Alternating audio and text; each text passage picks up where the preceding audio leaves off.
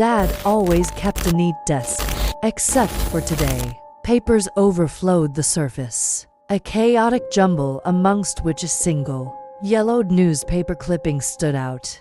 It was dated a year ago, the day my little brother, Liam, was snatched from the park. The picture, a grainy image of Liam's smiling face, sent a fresh wave of grief crashing through me. Dad, usually stoic, looked like a broken man. His eyes, usually twinkling, were hollowed out, filled with a grief that mirrored my own. But there was something more in them now, a flicker of a cold, hard fire. Don't worry, honey.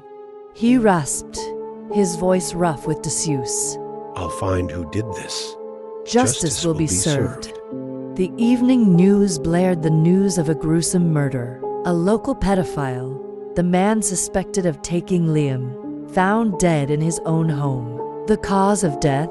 A single, clean gunshot wound. The police were baffled. It felt like a twisted echo of our own loss, but I dismissed it. Surely, this was just a coincidence. The nightmares started then. Each night, the same scene played out. A shadowy figure, cloaked in darkness, standing over Liam's lifeless body. A chilling whisper, echoing in the darkness. An eye for an eye, a life for a life. More news reports followed. Each morning, another missing person poster plastered on lampposts. All men with similar profiles. Men who fit the description of people who might have harmed children. Each one found dead, executed with the same clean gunshot wound. Dad seemed different. A cold efficiency replaced his grief. He wasn't sleeping, his eyes constantly scanning the room. Gone was the gentle father, replaced by a stranger consumed by a dark purpose. The truth couldn't be ignored any longer. I confronted him, the newspaper clipping clutched in my shaking hand. Dad, what are you doing? I screamed. Killing doesn't bring Liam back. His eyes locked with mine, a flicker of my old father fighting its way through the cold facade. An eye for an eye.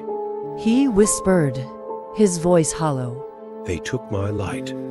I'll take theirs. I pleaded with him, begged him to see the darkness consuming him. He looked at me, his face etched with pain and a desperate love. You're all I have left. He choked out. I can't lose you too. The phone in my hand felt heavy. What choice did I have? With a trembling hand, I dialed the police. My heart shattered as I whispered, "There's a serial killer. He's my father. I betrayed the man I loved, the man who had lost everything, but a life for a life. That wasn't justice. It was just another tragedy."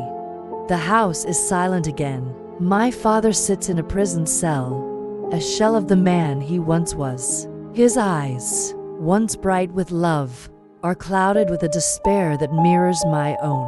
There's no comfort in revenge. All that remains is a gaping hole in our lives and a Father's Day, stained with a darkness that will never truly fade.